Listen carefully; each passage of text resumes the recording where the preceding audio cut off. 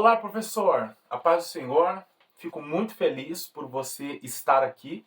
Eu sou o Lucas Gomes, professor e superintendente da Escola Bíblica Dominical. E nós chegamos à terceira aula deste trimestre e eu acredito que, assim como eu, você deva estar gostando muito das nossas aulas. Hoje falaremos sobre José resistir à tentação é possível. Eu quero pedir a você que assista a aula até o final e se tudo fizer sentido, você poderá comentar no final, deixando algum comentário, pergunta, ou se preferir, você pode me chamar diretamente no WhatsApp para nós conversarmos, caso algo não fique claro aqui ou você tenha outras dúvidas acerca da lição. Aproveitando que meu número está aparecendo para você na tela, eu quero lhe convidar para fazer parte do grupo Sala dos Professores EBD no WhatsApp. É só me chamar, eu irei te adicionar e você fará parte então das discussões ao longo da semana, receberá materiais que te auxiliarão na preparação das suas aulas. Também você tem a opção de compartilhar com outros amigos este vídeo, você estará me ajudando. Não se esqueça de ativar o sininho, tornar-se membro deste canal e também se inscrever. Mas antes de dar sequência em nossa aula, eu quero te lembrar que aqui o meu objetivo não é dar exatamente uma aula, mas sim lhe dar subsídio para você preparar a sua aula, algumas ideias didáticas, pedagógicas, para que você melhor trabalhe com os seus alunos. E aqui, já de início, eu quero deixar a você uma pergunta que será respondida durante a aula e você também poderá trabalhá-la com os seus alunos na próxima lição. A questão é, Paulo diz, isso no Novo Testamento, que o obreiro deve ser marido de uma única mulher. Sendo assim, por que vimos a bigamia e a poligamia entre os patriarcas? Deus estava de acordo com os atos de Abraão e Jacó? Bom, é uma questão complicada, simples de responder, mas que as pessoas observam essa diferença entre o Antigo e o Novo Testamento. Mas eu já quero adiantar a você que na Bíblia não há contradições. Mas fique ligado, porque essa aula está imperdível. O tema da lição diz: José resistir à tentação é possível. E logo no primeiro tópico nos diz assim: as dificuldades de um jovem de Deus. Um filho nascido em uma casa dividida. No texto diz: adaptações feitas para acomodar certas tradições podem cobrar seu preço, como foi neste caso um lar dividido por concorrências internas, prenunciava que a família de Jacó era uma família disfuncional. Observe que a Bíblia nos mostra que os problemas enfrentados por José com seus irmãos era um problema estrutural dentro daquela família. Vamos voltar ao conflito que começou entre Jacó e seu irmão Esaú. A Bíblia nos diz que quando os dois nasceram, Esaú saiu primeiro. Entretanto, Jacó, nascendo logo depois, saiu agarrado ao calcanhar de seu irmão. É claro que se essa cena fosse presenciada hoje, ela seria um tanto engraçada. Mas naqueles dias entenderam que já desde o ventre as crianças lutavam para saber quem iria sair primeiro. E no momento em que Jacó nasceu agarrado ao calcanhar de seu irmão, entenderam que ele queria então puxá-lo para sair à sua frente. É claro que se não fosse trágico, seria cômico o que estava acontecendo ali, porque entenderam que aquele menino era um trapaceador, um ludibriador, e por isso colocaram o nome de Jacó. A verdade é que o batizaram e o fizeram entender desde o seu nascimento que ele não era uma pessoa de boa índole. E na verdade o que nós vamos observar durante a história de Jacó é algo totalmente diferente. Jacó era um homem de Deus e nós vamos perceber que o Senhor o acompanhou e o abençoou em tudo que ele colocou a mão. O grande erro de Jacó foi dar ouvidos à sua mãe, que enquanto o criou, guardava no coração uma promessa feita pelo próprio Deus, de que o maior serviria o menor. Para você poder entender como funcionava a questão da primogenitura no Oriente e neste período que a Bíblia retrata, era da seguinte forma. No caso de Isaac, que teve 2 filhos, Jacó e Esaú, a herança não seria dividida em partes iguais e 50% dada a Jacó e 50% dada a Esaú. A questão aqui seria como a herança seria dividida em 4 partes iguais e poderíamos dizer que 3 partes seria dada ao primogênito, no caso Esaú, e uma parte a Jacó. Isso quer dizer que sempre o primogênito era o mais poderoso, era o mais rico, e também ele deveria ser o responsável pela família na ausência do pai. Lembrando que quando falamos de família, nós não estamos falando aqui de uma família pequena, embora Jacó tenha tido somente, ou melhor, Isaac tenha tido somente Jacó e Esaú. Mas a família englobava os servos, englobava aí os animais, então eram tribos, verdadeiramente falando. E na ausência do patriarca, quem então assumia toda essa responsabilidade, inclusive o cuidado com as mulheres, era então o filho mais velho, e por isso que ele deveria receber a maior parte das posses. Lá na frente, no caso de Jacó, que teve 12 filhos, como seria essa divisão? A metade dos bens seria dada ao mais velho e a outra metade dividida em partes iguais aos 11 filhos restantes. Então, a primogenitura era algo muito importante, porque ela determinava quem seria o senhor da casa. Então, entenderam que o Jacó, já desde pequeno, queria sair na frente para ser maior do que o seu irmão.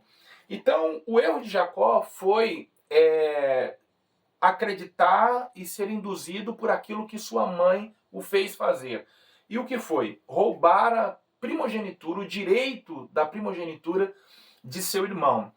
Jacó, ele foi induzido ao erro, e esse foi o maior pecado dele, ele lhe trouxe duras consequências. Então veja que na casa dele começou a rivalidade pela primogenitura, ou seja, o direito de receber poder. Quando ele casa, a Bíblia nos diz que ele foi enganado pelo sogro, porque ele havia trabalhado 7 anos para pagar o dote por Raquel, a mulher a quem ele amava, mas no dia do casamento ele foi enganado. Quando passou a noite de núpcias, ele percebeu então que não havia casado com Raquel, mas sim com a irmã dela mais velha, a Leia. E a desculpa que o pai dela, tio de Jacó, deu é que naquela região o costume não era dar a filha mais nova em casamento primeiro que a mais velha. Então é por isso que ele ali deu a mais velha em casamento. A grande questão é que o Labão percebeu que durante os 7 anos que Jacó trabalhou para ele, ele foi então abençoado. Então ele deu um jeito de fazer com que Jacó permanecesse ali mais um tempo, para que então fosse abençoado através da vida deste moço. E o que propôs Labão? Que Jacó trabalhasse mais 7 anos para pagar então o dote de Raquel. Então ele já havia trabalhado 7, acabou ficando ali pelo pagamento de Leia, trabalhou mais 7 para poder casar-se com Raquel. Então veja que ele trabalhou 14 anos por uma única mulher. E essa Leia, ela entrou ali no meio de uma confusão a qual ela não tinha culpa. Ela era inocente nessa questão. E ela então começou a se sentir desprezada, porque de fato Jacó não a amava. Jacó não trabalhou todo esse tempo por ela, mas sim pela irmã dela. Em razão desse desprezo, o Senhor Deus resolveu abençoar Leia. E o que fez? Abriu-lhe a madre. Havia um conceito na época de que a mulher que tinha filhos, ela era abençoada, agraciada. E a que não tinha filhos, ela era então amaldiçoada. É por isso que nós vamos ver diferentes mulheres preocupadas com a questão da esterilidade. Não era somente uma questão vaidade, de realização pessoal. Era uma questão espiritual também, que envolvia a esterilidade. Então, Deus vai dar a Leia alguns filhos. Ela vai ter, primeiramente, Rúben, Simeão, Levi e Judá. No momento em que Raquel percebe que a irmã dela está tendo muitos filhos e a Raquel, então, por não gerar, corre o risco de perder a atenção e o amor de Jacó, ela então, segundo a Bíblia, de acordo com Gênesis capítulo 30, versículo 4, convida a sua serva Bila e faz com que ela deite com Jacó, porque entendiam que o filho da escrava não seria da escrava, mas sim de sua senhora. Então, nessa ocasião, Bila vai dar a Jacó um menino chamado Dan. E ela ainda vai gerar uma segunda vez e vai nascer Naftali. Leia, que deixou de gerar, percebe que Bila, ou melhor, que Raquel está se movimentando para chamar a atenção do seu marido. E o que Leia então faz? Dá a Jacó também a sua serva Zilpa para que ela então gere e a criança não seja da escrava, mas sim seja de Leia. E aí Zilpa vai gerar a Gade e também a Zer. E aí a Bíblia diz que neste interim o Senhor Deus, né, abre de novo a madre de Leia e ela vai gerar a Isacar e também a Zebulon e uma menina chamada Diná. Então percebam vocês que até o momento Raquel não gerou, mas o Senhor vai se lembrar dela e vai lhe dar José. E um segundo filho que vai lhe custar a vida. No momento do parto, em que está nascendo Benjamim, Raquel então expira e morre. Percebam vocês que aquele ambiente de disputa presente na casa de Isaac, né, com seus dois filhos, Jacó e Esaú, brigando pela primogenitura, brigando pelo poder, pelo destaque, também esteve presente na casa de Jacó com as suas duas mulheres. As duas também estavam disputando a atenção do marido e disputando, eu não diria primogenitura, mas disputando o direito de ser a primeira no coração de Jacó. Então veja que algo que ele semeou no passado, agora ele está colhendo entre as suas duas mulheres. E isso vai custar a vida de Raquel, porque ela vai morrer ao gerar um segundo filho. Então, percebam vocês que esse ambiente de disputa, ele vai permanecer na casa de Jacó, e a Bíblia nos diz que no capítulo 37 do Gênesis, que o Isaac, o José, perdão, né, que é tanto nome, que o José, o penúltimo filho, é o primogênito de Jacó com Raquel, e em razão disso vai ser o menino que ele então vai mais amar. O comentarista até chama a atenção de que um pai não deve fazer isso, uma mãe não deve fazer isso, mostrar preferência por um filho, porque ele proporcionará um ambiente de disputa dentro da casa, porque os filhos começarão então a disputar a atenção do pai. Então José, num primeiro momento, ele começa a ser odiado por seus irmãos porque ele é o mais amado. E Jacó deixa isso muito claro. E ainda vai lá e lhe faz uma túnica de várias cores. Eu não quero aqui discutir o mérito da túnica, se de fato ali Jacó já estava apontando que escolheria José para ser o primogênito, mas eu quero explicar a vocês essa questão de José possivelmente ser o primogênito e herdar. Havia algumas impossibilidades. A primeira é que ele não era o primeiro filho, então ele não poderia ser o primogênito. Mas o caminho ao longo do tempo começou a ser aberto. Como? Lembrem-se que o primogênito de Jacó foi com Leia, e o nome dele era Ruben. Só que a Bíblia nos diz que Ruben ele perdeu o direito à primogenitura a partir do momento que ele se deitou com uma das servas do pai dele, no caso Bila. Então, por ele ter cometido incesto, ele perdeu o direito à primogenitura. Se ele perdeu o direito à primogenitura, eu irei até colocar na tela aqui, vai dar um pouquinho de trabalho, mas eu vou colocar para ficar bem didático, tá? Se ele perdeu a primogenitura, logo ela deveria passar ao segundo filho de Jacó, e no caso dele, Simeão. Só que a Bíblia nos diz que no episódio entre Jacó e os siquemitas que envolveram a filha mais nova, né, a única filha de Jacó, Diná, que Siquém se relacionou com ela antes do casamento. Então, Simeão e Levi entenderam que ali aconteceu um desrespeito com a irmã deles e eles então deveriam ser punidos. Então, sem autorização de Jacó, eles foram lá e mataram todos os siquemitas. E a Bíblia nos diz então que diante dessa traição, eles também perderam o direito à primogenitura. Então, os 3 primeiros filhos de Jacó perderam a oportunidade de serem os senhores da casa na ausência do pai. Então, Rubem saiu, Simeão saiu, Levi também saiu. Na linha de sucessão dos filhos, o que deveria ser então o herdeiro era Judá. Judá, no caso, foi o 4º filho de Jacó com Leia.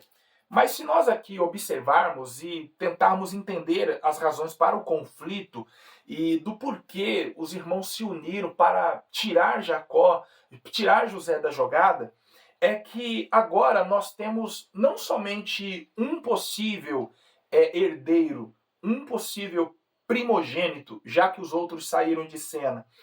Além de Judá, nós vamos ter Dan como um possível primogênito, porque ele foi o primogênito de Jacó com Bila, e nós vamos ter Gade, que foi o primogênito de Jacó com Leia. É verdade que os filhos da escrava, eles não governavam, eles não podiam herdar, melhor dizendo. Mas lembrem-se que nós estamos em um ambiente de disputa e os possíveis candidatos à primogenitura não podiam ser primogênitos. Ficou no colo de Judá essa responsabilidade. Só que parece que Jacó não quer dar essa primogenitura a Judá. Ele então ama mais a José, já é um indício de que ele poderia beneficiar José de alguma forma. Ele ama mais a José, ele dá um presente a José que não deu a nenhum dos filhos. E no capítulo 37 nos diz a Bíblia que José lhe trazia a má fama dos filhos de Bila e de Zilpa para o seu pai Jacó. Então, parece que o José aqui, além de ser o mais amado, ele quer, de alguma forma, isso na visão dos seus irmãos, prejudicá-los para ganhar mais ainda a atenção do pai dele. E aí tem um agravante, José ele começa a ter sonhos, certo? No caso do sol, da lua, das estrelas, dos feixes, tudo demonstrando ali que José ele está começando a alimentar a ideia de que será o primogênito.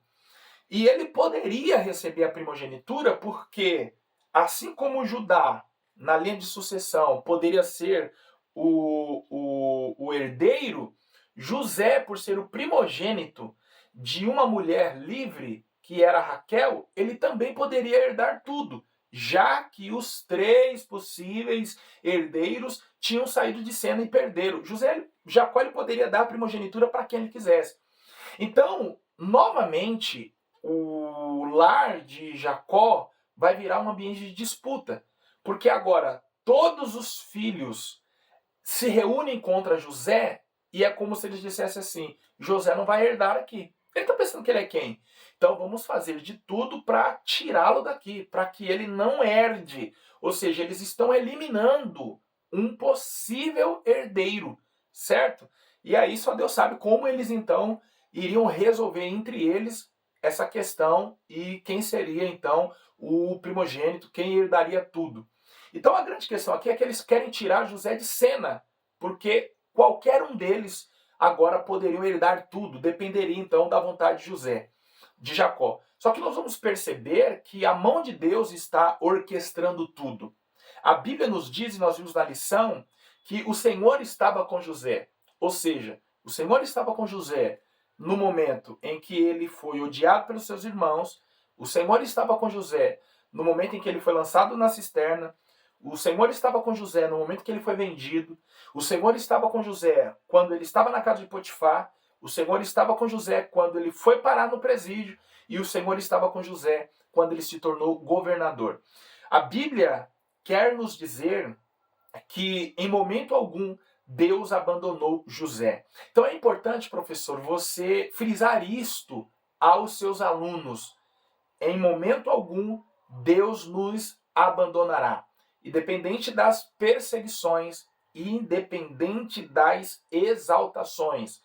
Aquele que opta pela fidelidade diante do Senhor jamais é abandonado por ele. Então, professor, logo no início eu perguntei se Deus aprovou os atos dos patriarcas que tiveram mais de uma mulher.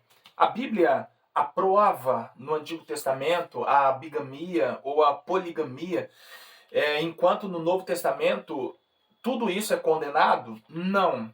Em momento algum, seja no Antigo ou no Novo Testamento, Deus vai apoiar a bigamia, poligamia ou adultério.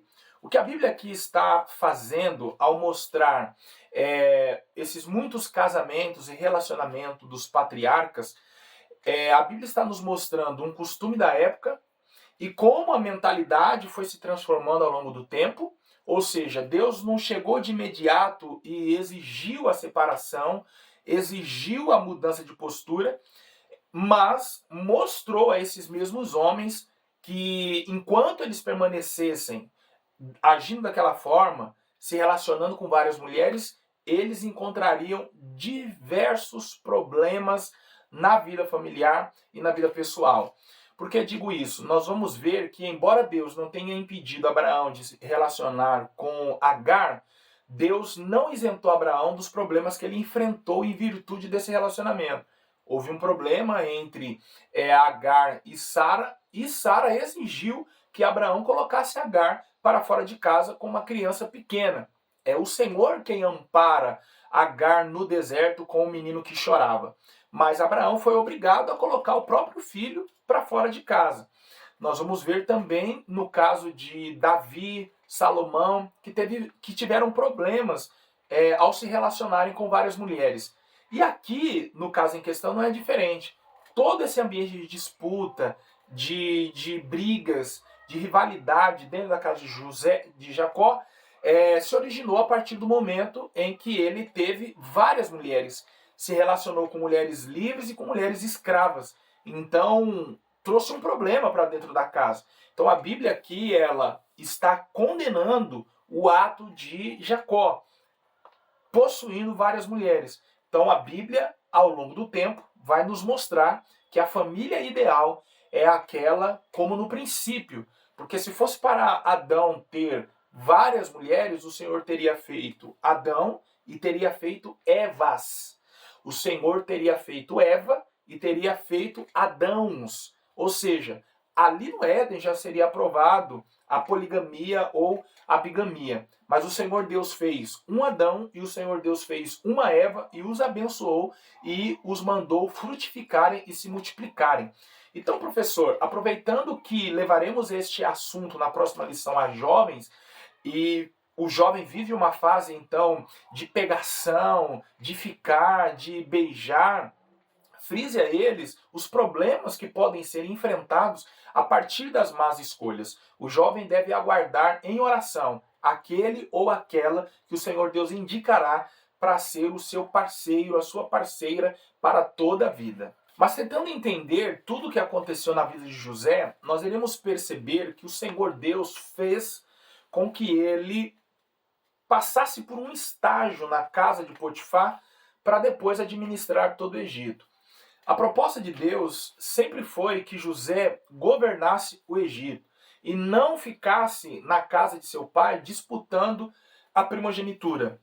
O que o Senhor tinha para José era muito maior de tudo aquilo que Jacó poderia deixar para ele. Ainda que fosse a metade de seus bens, não chegava nem aos pés do que Deus deu a José no Egito. Então ele precisava estar ali. O próprio José entendeu isso quando, no segundo ano da fome mundial, quando seus irmãos desceram para lá, José já estava governando há 9 anos. Só para vocês entenderem a matemática, ele já havia governado os 7 anos de bonança e estava no segundo ano da fome. Quando ele se deu a conhecer a seus irmãos, ele disse: não se preocupem, não foram vocês que me mandaram para cá, mas foi o próprio Deus que me enviou para este momento, para que eu pudesse salvar a nossa família. Então era necessário que José chegasse ao trono, que José chegasse ao governo, para que a descendência de Abraão fosse salva da miséria, uma vez que o mundo estava sendo assolado pela fome. Sendo assim, José ele também não poderia se tornar governador do dia para a noite, certo? Porque ele não tinha experiência. Então, o que Deus faz? Deus providencia um meio de que ele chegasse à casa de Potifar para que ali ele tivesse a oportunidade de ser um administrador. Então, enquanto alguns estão vendo o processo na vida de José como uma decadência, o Senhor Deus está vendo ali como meios para fazê-lo ascender. Então ele é vendido para a caravana dos ismaelitas que estavam indo para o Egito.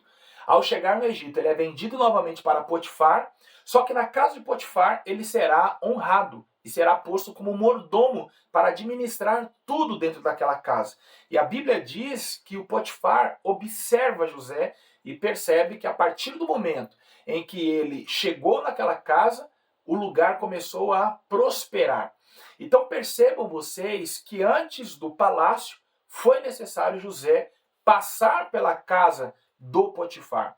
Ou seja, tudo na nossa vida é um processo e nós precisamos viver os processos, ou seja, nós precisamos viver cada uma das fases. Normalmente o jovem ele é ansioso e ele quer pular fases. Só que pular fases trará prejuízos enormes para a nossa vida, porque nós chegaremos lá na frente sem a experiência, ou seja, é necessário nós vivermos cada uma das etapas da nossa vida, por mais dolorosas que elas sejam. Sempre depois nós olharemos para trás e entenderemos que foi importante todo o processo que nós enfrentamos. É na casa de Potifar que José então vai ser também observado pela mulher desse. E como nós conhecemos o texto, ela vai insistir para deitar-se com José. Aqui você pode destacar, professor, a seu aluno, o caráter de Satanás. Ele não desiste. Se ele não conseguiu hoje, ele vai tentar amanhã. Se você resistir e ele não conseguir amanhã, ele vai tentar depois. Se podemos apontar como uma qualidade neste inimigo do homem, é a sua insistência, a sua persistência. Ele não desiste na primeira, na segunda, na terceira negativa. É por isso que aqui nós vamos aprender algo com José. A tentação ela pode ser resistida e os fortes, diante da tentação, não a enfrentam, fogem dela. E foi exatamente o que fez José. Só que aqui na nossa lição, no tópico 3, tem o título Egito, lugar da restauração, o preço da fidelidade. José ele vai pagar um alto preço pela sua fidelidade a Deus. Ele escolhe não deitar-se com a mulher de Potifar e por ser fiel ao Senhor, ele vai ser acusado de assédio e então será preso. Observe você que ele paga um alto preço pela fidelidade, ele vai ser preso. Só que ele prefere pagar o preço da fidelidade do que pagar o preço da infidelidade. O preço da fidelidade o levou para a prisão, mas o preço da infidelidade o levaria para distante de Deus. Hoje, o preço da fidelidade pode nos custar, sim, muito caro. Você pode trabalhar com seus alunos diferentes consequências, como José sofreu. Mas o preço da infidelidade nós podemos definir biblicamente. Será o inferno, a frieza espiritual, a morte espiritual e a perca da salvação. Então, professor, mostre aos seus alunos que por mais alto que seja o preço da fidelidade, vale a pena pagar. Porque uma coisa é verdade, o céu não deixa nada barato. E todo o preço da fidelidade que nós pagarmos, o Senhor Deus irá nos restituir. E aqui eu poderia usar até mesmo uma linguagem econômica, com juros e correções monetárias. Para nós terminarmos esta primeira parte, eu queria dizer a você que o cargo que José ocupou no Egito, ele é conhecido historicamente e comprovado também pela arqueologia, e se chamava vizir. Nós podemos entender que no Egito funcionava, a sociedade egípcia funcionava como em uma pirâmide.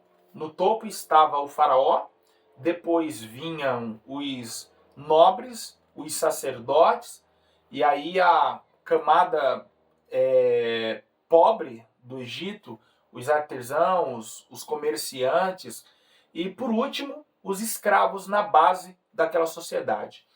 A sociedade egípcia ela era estamental, ou seja, isso quer dizer que não havia mobilidade social. Era quase que impossível um escravo ascender socialmente. Na verdade, qualquer pessoa. O que o seu pai foi, você seria, seu filho seria, seu neto seria, seu bisneto seria. Isso é uma sociedade estamental. Uma sociedade onde há mobilidade social, você pode ter um pai, uma mãe, por exemplo, artesão, mas você ascender socialmente e então virar e se tornar um nobre. No Egito isso era quase que impossível. Mas o Senhor Deus movimentou essa pirâmide social, tirou José do meio dos escravos e o fez se tornar vizir. O vizir ele era responsável pela administração das terras do faraó e ele falava em nome do faraó, representava o faraó. Então ele ficava ali acima dos nobres e abaixo do faraó. É por isso que na Bíblia nós encontramos a palavra do faraó dizendo que depois dele todos deveriam se reportar ao José. Ou seja, José se tornou a segunda pessoa mais importante do Egito. Claro que na tradução está governador e o que o vizir fazia era algo totalmente diferente. Mas o que a tradução quer nos informar é que José ele se tornou uma pessoa importante e administrava então todo o Egito. A grande questão aqui que eu quero te mostrar é que a recompensa da fidelidade foi José ser honrado publicamente. Então percebam vocês que a vergonha foi pública no momento em que ele foi acusado de assédio sexual e preso, mas a honra também foi pública. Ou seja, independente das vergonhas que o teu aluno ou você esteja enfrentando por ser fiel a Deus, fique tranquilo, porque o Senhor Deus também te honrará publicamente. A grande questão aqui é que o Senhor Deus deu a José muito mais do que ele poderia receber na casa do seu pai. O Senhor Deus deu a ele muito mais do que ele poderia receber na casa de Potifar, que certamente houve ali alguma proposta. Deita-te comigo e eu te farei senhor dentro da minha casa. Deita-te comigo e eu vou te libertar. José entendeu que aquela tentação não poderia lhe dar nada mais do que Deus poderia lhe dar. Ou seja, a proposta do céu sempre será maior do que aquela que o diabo pode fazer para nos tirar dos caminhos de Deus. Professor, muito obrigado por ter ficado comigo até este momento. Que a sua próxima aula seja uma bênção. Eu estou aqui à sua disposição. Se houver alguma dúvida, algum comentário que você queira fazer, pode fazer abaixo. Ou se quiser falar diretamente comigo, meu número aparece na tela. Abaixo também o link, além de outros links de cursos que ministro e das minhas redes sociais, caso você queira me seguir. Não se esqueça de ativar o sininho, curtir este vídeo, compartilhar com seus amigos, tornar-se membro do canal e segui-lo. Isto é muito importante. Deus abençoe você. Muito obrigado. Até a próxima aula.